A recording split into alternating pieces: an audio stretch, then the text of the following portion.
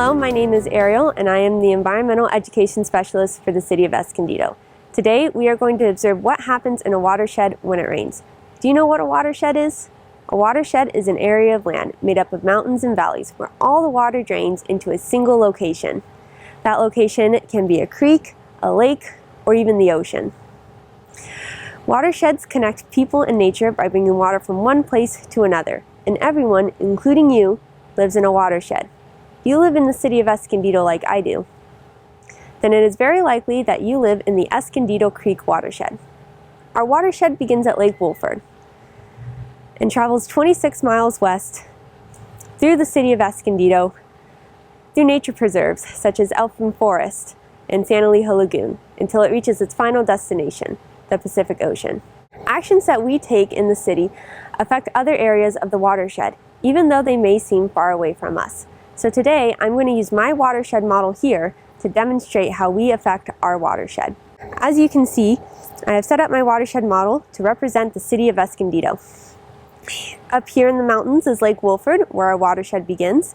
Surrounding it is a factory, a schoolhouse, and some houses to represent the city of Escondido.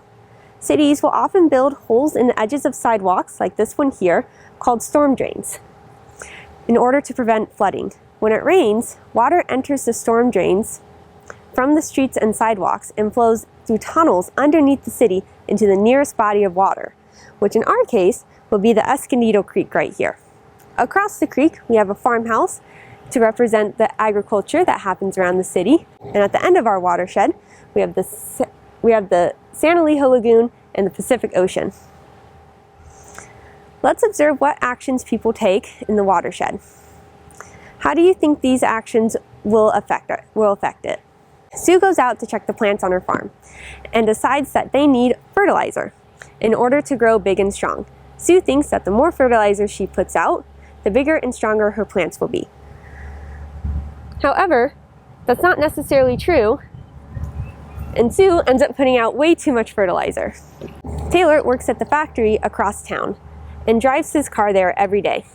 But today, his car leaked oil all over the road.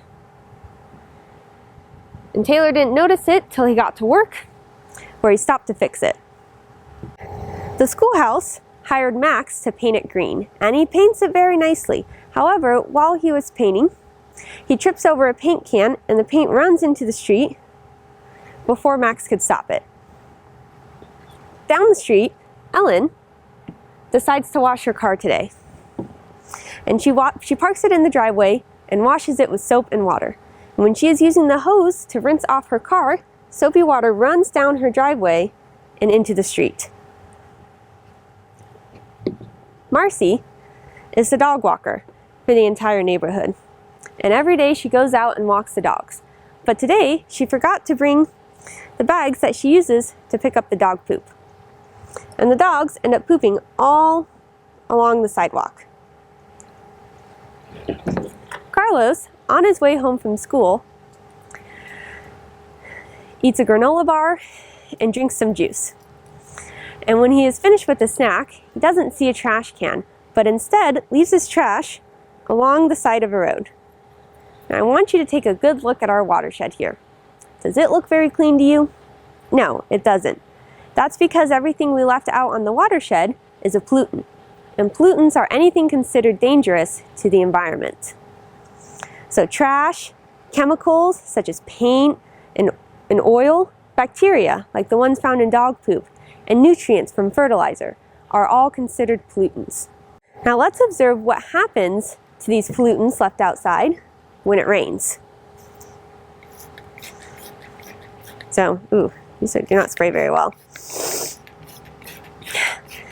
So when it rains, the water runs into storm drains and streams that empty into the Escondido Creek. When it rains, water will run off streets and sidewalks into storm drains and streams that run into the Escondido Creek. The stormwater runoff will carry any pollutants left outside to the creek, where it drains, which eventually drains into the Pacific Ocean. I want you to take a look at the Pacific Ocean now. All the pollutants have gathered into it and it is now considered a polluted waterway. Do you think the birds and the fish like living in polluted water? Would you go swimming at the beach if the water was polluted? No, it is dangerous for both people and wildlife to live and swim in polluted waterways.